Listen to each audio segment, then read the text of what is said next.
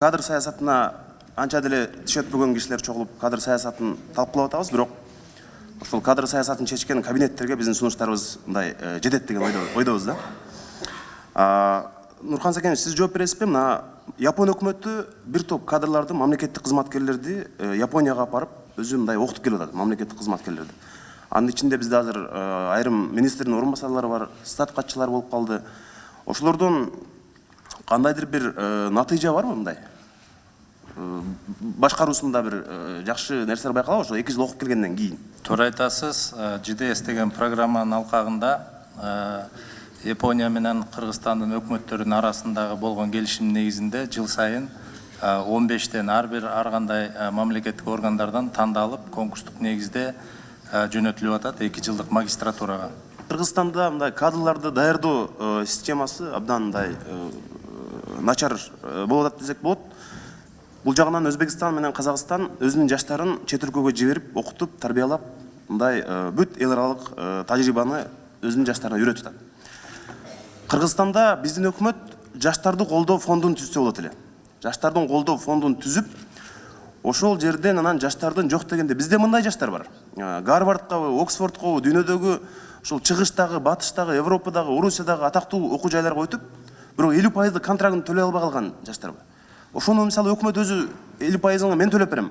Бирок сен келип кийин мамлекетке иштеп бересиң деген мындай бир келишимдерди түзүп, ушундай бир узак мөөнөттүү программалар жазсаңар болот эле да. Буга көп болсо бир башында бир 50 миллион бюджет менен баштасак, сом менен деле.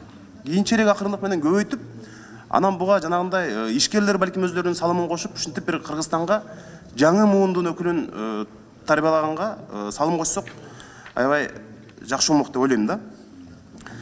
Бизде Нурхан Сакенович, мына кадрларды тандоодо мамлекеттик кызматка иштейм деп келет да экзаменге ушу.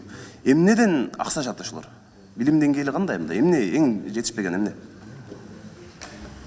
Эми бул жерде айтып кетчү нерсе ар кандайлары бар. Жаштар мыйзамдарды, башка жагын теориясын жакшы билгени менен практикага келгенде алар кичине аксап калып атат.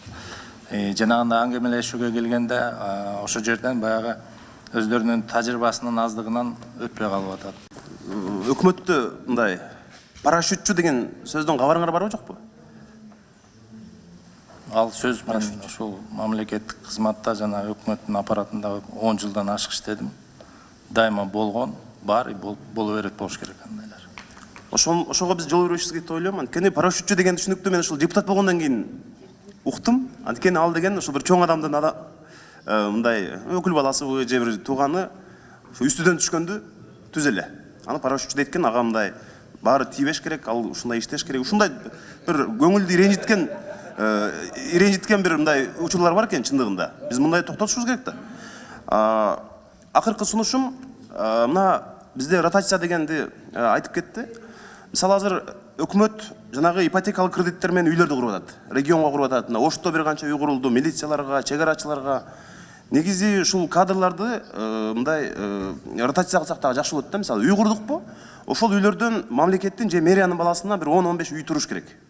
Ошол жерге нарындан Ошко алып барып, Оштон Таласка алып келип, ушинтип жаштарды мындай аралаштырып иштеткен саясат болсо дагы менимче жакшы болот да. Мына үйлөрдү курулганда, ипотекалык үйлөр курулганда, мамлекет куруп берип аткан үйлөрдө сөзсүз балансын алып калыш керек үйлөрдүчү. 10-15 квартираны алып туруп, ошол жерге анан ошентип биз мындай аралаштырганда, анан жанагындай бул тажрыйба да калат.